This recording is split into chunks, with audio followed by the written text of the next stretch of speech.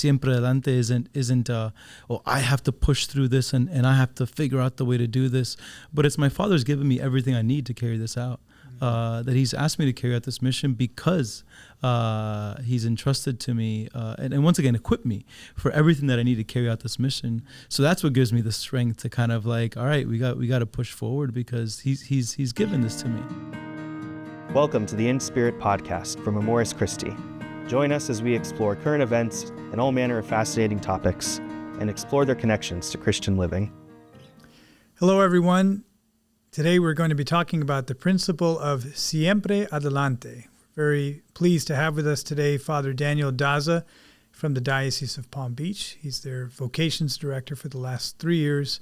Father Daniel, welcome. Thank you. Pleasure to be here. Thanks for being here.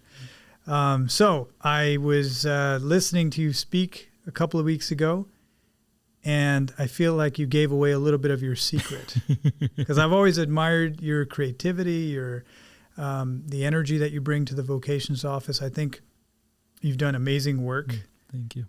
Very much thinking outside the box, and I was like, "What's his secret?" And then one day you mentioned this concept of Siempre Adelante, and I figured that's either your secret or at least one of the ingredients of your secret sauce. So could you tell us a little bit about that and what it means to you? Yeah. So it's a phrase that was one of kind of the key catchphrases of Saint Junipero Serra. And I first heard of it when Pope Francis canonized him. I had the blessing of being there at the canonization at the Basilica in D.C. With many other seminarians and priests. I'm not sure if you were there. No, I was not, unfortunately. Yeah. in the homily, he mentioned that phrase and he alluded to it. And it just stuck to me. I mean, there was something that resonated in my heart with it, just this concept of, so Siempre Adelante means always onward, always moving forward. In Spanish, there's another expression that says, I don't take a step back, not even to get more impulse. So there's a sense of always going forward. So definitely it's been there since my childhood because my father raised us very much with that mentality, both my parents, especially my father. And I think in many ways it's translated into my own faith journey as well. Okay. And what does it mean? Always forward. I mean, well, we can't go backwards in time. I mean, like what does it mean? Yeah. So I think, I was thinking about it and, my dad actually raised the story of the letter to Garcia, or message to Garcia, which I recently found out was originally in English. He always shared it to us in Spanish, so I assumed it was with the last name Garcia. I assumed it was La Carta Garcia, that it was a Spanish story.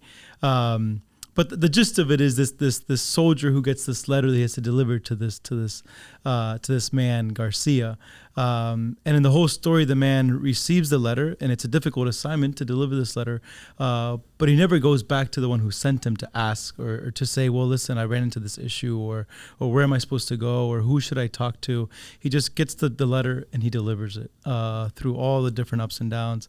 So my dad, when we were kids, whenever he would ask us to do something and we'd say, oh, I can't do it, or I ran into this issue, he would always relate that story. And basically telling us, listen, when you get a task, you finish the task, no matter what it takes. You find a way and you finish that task. I love it. That was very much ingrained in us from a very young age. Probably had to learn it the hard way sometimes, but I think in life it's very much been an aspect to me that when there's a task that needs to be done, when there's something that's been entrusted to me, I need to get it done. And no is never an answer, or I couldn't do it is never an answer. That spirit, like I said, has been there for a long time. That is one of the most prized qualities especially if you're thinking about an employee or in that context. I know I've talked to some people in organizations and someone who, here's a target, just get there, somehow. I mean, it's not going to be a straight path. There's going to be lots of obstacles along the way, but you just got to get there. And that was instilled in you from childhood. And then you heard this from Pope Francis and it all just kind of connected. Yeah, no, it clicked very much. And I see it in my life, how it plays out, how there's it breeds, you mentioned creativity earlier. I mean, it breeds creativity. It leads to just problem solving. So one of my top strengths is restorative in the Clifton strengths. So I think that obviously it's also there. So it's not, there's a natural aspect and disposition within me towards that. But the sense that there has to be a way, and surely at times it becomes frustrating because sometimes there isn't a way, right? Sometimes you can't get something done, and that can be very frustrating. But not everything's in your power. Right. And I think the beauty of this is that you'll exhaust everything that's in your power, at least, to get there.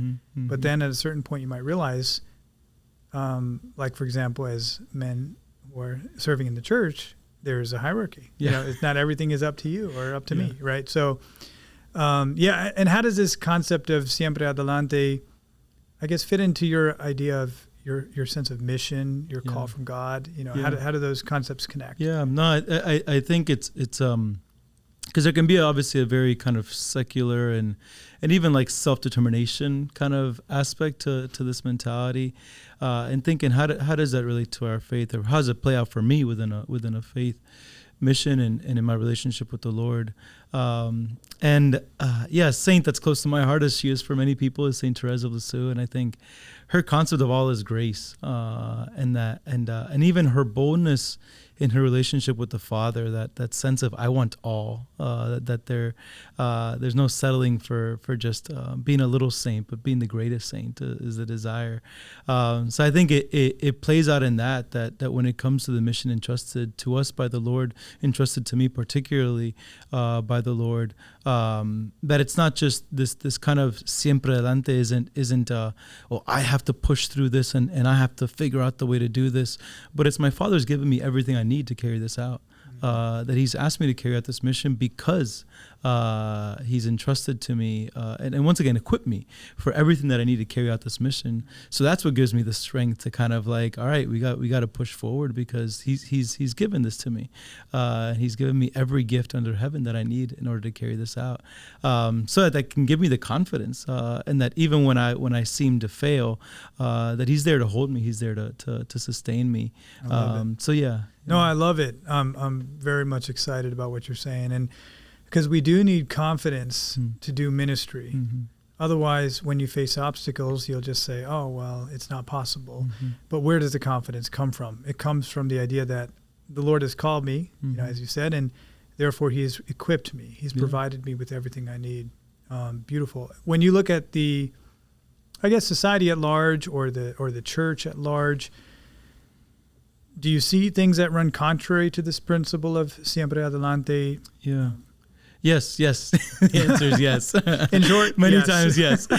No, it's funny. I was at St. John Vianney College Seminary at their Vocations weekend a few weeks ago, and I was sitting at dinner with some of the guys, and one of the guys asked me, he said, what's been one of the hardest things of being a priest?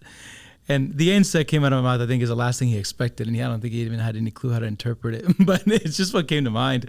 And I told him status quo. I told him, like, facing status quo in the church is one of the hardest things for me as a priest. Of just that mentality of, well, this is just how we do things. It's always how we've done it. Yeah. It doesn't seem to work, but, well, that's just the way things are done. I hate that. Right? And it's like, that's not acceptable. Is it working? Yes or no? If it's not working, let's look for another way. I think you see it in the church, and it's I'd say it's one of the occupational hazards of the institutional church, and the fact that we have systems and laws and ways of working and 2,000 years of tradition, obviously, which is many of those things are beautiful and they're a blessing to the church. But anytime that we sense of, well, this is just the way that we do things in the church, this is just the way things work, when they're clearly not working, I think, it's definitely present in the church, and I think it's one of the greatest dangers to the church. Yeah, one thing that I found is there's a kind of a fallacy that is that goes something like, well, if there's something that we're doing and we've been doing it for a while, there must be a very good reason why we're doing it. Yeah. That might be true. Yeah. It might not. Like, there's things that we do with a lot of really good reason and things that we do with no reason at all that are right next to each other, and you can't easily tell the difference. Yeah. And sometimes the reason why we started doing things may no longer be relevant now. Yeah. And so having the freedom, I think, to raise those questions, and not just to be stuck, Yeah. right? In our personal lives too, we can get stuck. Mm-hmm.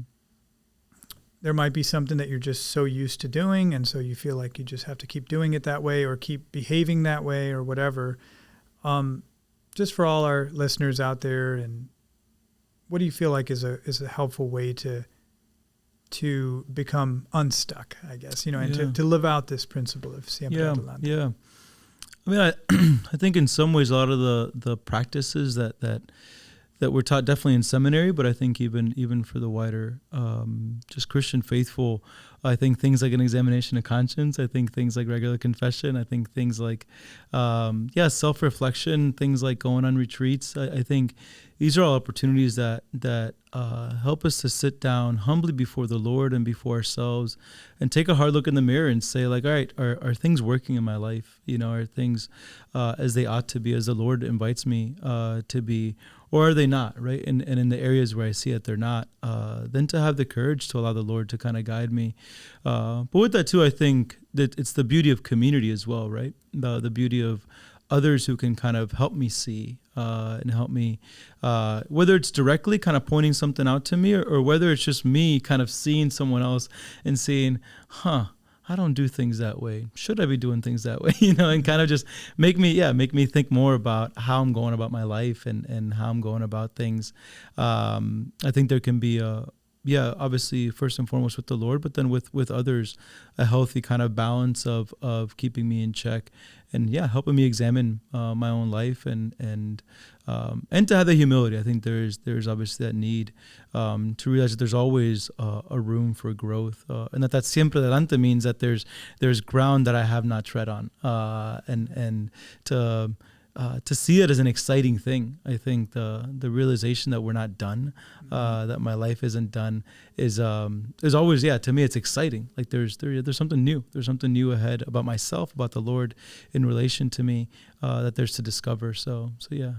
Beautiful. Yeah. So take a look in the mirror, ask yourself, okay, what am I doing? Then basically say, is it working? And if not, it's time to change it. And also, but sometimes that mirror is actually the community. You look at the community, you see what other people are doing. You get inspired by other people, or you get challenged by other people. Yeah. But either way, you take an honest look at what am I doing and is it working? And if not, it's time to make a change. Yeah. To me, it's funny. One of the funny things as a priest, we hear a lot about it in seminary and you see it in papal writings and whatnot. The importance that, in order to be a good confessor, you have to be a good penitent, right? You have to go to confession yourself in order to be able to be a good conduit of God's mercy for others. But something that I found is that being a good confessor, or being a confessor, period, has made me a better penitent. Because oftentimes I found that, when people are confessing things in the confessional, I would start thinking, have I ever confessed that? Like, do I do that in my life, right? So there is just this beauty of allowing the other to kind of reflect on yourself and how you're living your own life. Beautiful.